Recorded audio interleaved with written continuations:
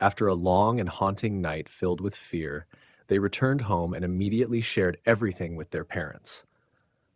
The nightmare they had experienced still clung to their thoughts, vivid and chilling, as they described each detail: the strange sounds, the darkness, the feeling of being watched. Their parents listened closely, trying to make sense of it. No one in the house could sleep that night. Instead, they sat together in the dimly lit hall, the silence broken only by whispers and the occasional creak of the old wooden furniture.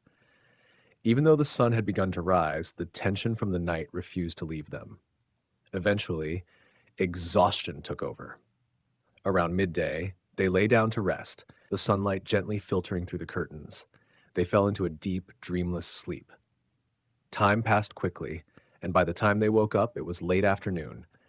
They had to return to their hometown that evening, so they quietly packed their belongings, moving slowly, still weighed down by the strange emotions from the previous night. The shadows outside began to stretch longer, and a quiet unease crept back in.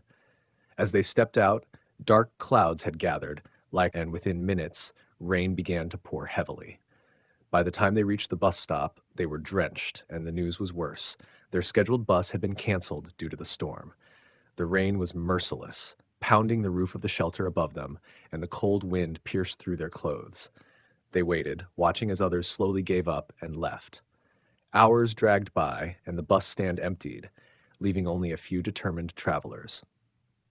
Around 9 p.m., just when they had started to lose hope, a bus appeared out of the mist, its headlights cutting through the rain like blades of light. They were relieved but confused. The bus looked old, almost forgotten by time, and inside there were no passengers, only the driver and a conductor, both silent, both avoiding eye contact. The group hesitated. The rain was still falling hard, and there were no other options. They stepped in, finding seats near the middle of the bus, by trying to shake off the growing feeling of discomfort. The bus started moving, its engine groaning as it turned onto a narrow road leading into the forest. The road was completely deserted, lined with tall trees that swayed under the force of the wind. The only sounds were the rhythmic splash of the tires against water and the occasional thunder rumbling in the distance. No one spoke. It felt as though the darkness outside was seeping into the bus itself.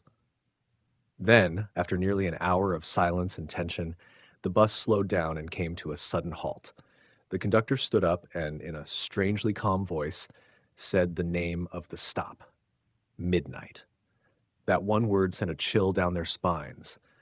Midnight wasn't a name they had ever heard for a stop, and the forest around them made the name feel